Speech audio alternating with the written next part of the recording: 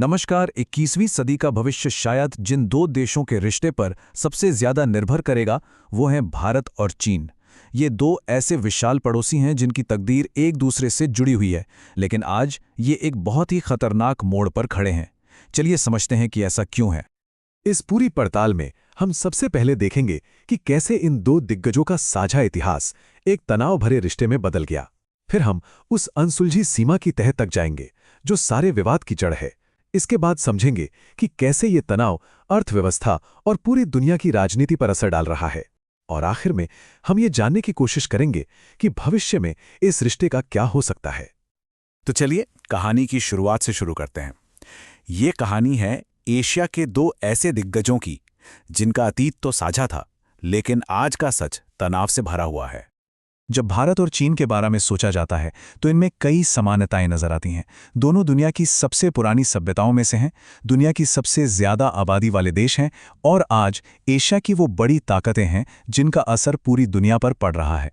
तो सवाल ये उठता है कि फिर ये दोनों स्वाभाविक दोस्त क्यों नहीं बन पाए। देखिए, शुरुआत में 1950s के दशक में उम्मीद तो कुछ ऐसी ही थी। हिंदी चीनी भाई भाई का नारा इसी दोस्ती का प्रतीक बनकर गूंजा था। लेकिन ये उम्मीद बहुत जल्दी टूट गई और रिश्ते में एक ऐसी कड़वाहट आ गई जो आज तक कायम है। अब आते हैं दूसरे और शायद सबसे अहम हिस्से पर, अनसुलझी सीमा। ये एक ऐसा घाव है जो दशकों से रिस रहा है और यही वो मुद्दा है जिसने इतने सालों के अविश्वास को जन्म दिया है। और इतिहास गवाह है कि ये सिर्फ कोई छोटा मोटा विवाद नहीं, बल्कि एक बार बार सुलगने वाली आग है। 1962 के युद्ध से लेकर 2020 की गलवान घाटी की झड़प तक ये टाइमलाइन साफ दिखाती है कि सीमा पर तनाव एक लगातार बनी रहने वाली समस्या है जो हर कुछ सालों में एक बड़े टकराव का रूप ले ही लेती है। लेकिन इन सब में 1962 का युद्ध एक ऐसा जख्म है जो आज तक नहीं भर पाया। उस युद्ध में भारत की हार ने एक इतना गहरा अविश्वास पैदा कर दिया जिसकी परछाई आज भी इस रिश्ते पर मंडराती है। ये सिर्फ एक फौजी हार नहीं थी, बल्कि एक बहुत बड़ा मनोवैज्ञानिक झटका था। और जरा इस चुनौती के पैमाने को देखिए। दोनों देशों के बीच जो विवादित सीमा है उसकी लंबाई 3488 किलोमीटर है। ये कोई छोटी मोटी असहमति नहीं है, ये एक बहुत बहुत बड़ी क्षेत्रीय समस्या है। तो आखिर ये विवादित सीमा है क्या? इसे कहते हैं लाइन ऑफ एक्चुअल कंट्रोल, यानी LAC। और सच पूछिए तो यही सारी समस्या की जड़ है। ये कोई कानूनी तौर पर तय की गई अंतर्राष्ट्रीय सीमा नहीं है, बल्कि सिर्फ एक लाइन है जहां दोनों देशों की सेनाएं आमने सामने खड़ी हैं।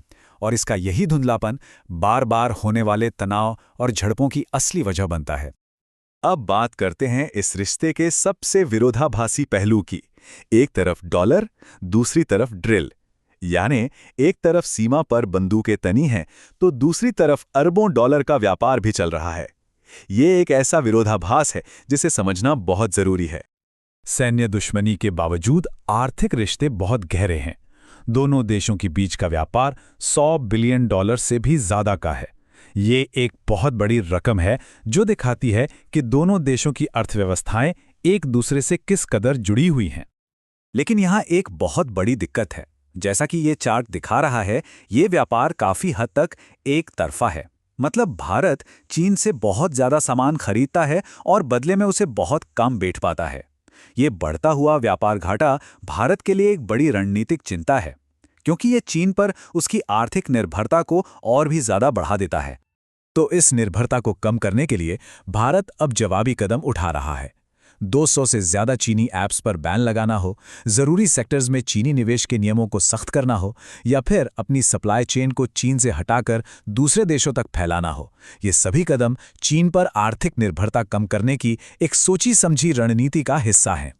अब हमारा चौथा भाग हमें भू राजनीति यानी जियोपॉलिटिक्स की शतरंज की बिसात पर ले जाता है। यहां हम देखेंगे कि ये मुकाबला सिर्फ सीमा तक ही सीमित नहीं है, बल्कि पूरे एशिया और दुनिया भर में खेला जा रहा है। यहां दो बिल्कुल अलग अलग रणनीतियां आमने सामने हैं। एक तरफ चीन अपने बेल्ट एंड रोड इनिशिएटिव के जरिए पाकिस्तान और श्रीलंका जैसे देशों में बंदरगाह और सड़कें बनाकर अपना प्रभाव बढ़ा रहा है। तो इसके जवाब में भारत ने अमेरिका, जापान और ऑस्ट्रेलिया के साथ मिलकर क्वाड बनाया है, जिसका मकसद हिंद प्रशांत क्षेत्र को चीन के बढ़ते दबदबे से आज़ाद रखना है। और चीन के इन प्रोजेक्ट्स में से एक जो सीधे सीधे भारत के हितों से टकराता है वो है चीन पाकिस्तान इकोनॉमिक कॉरिडोर या CPEC। क्योंकि ये कॉरिडोर पाकिस्तान के कब्जे वाले कश्मीर से होकर गुजरता है, इसलिए भारत इसे अपनी संप्रभुता पर एक सीधा हमला मानता है।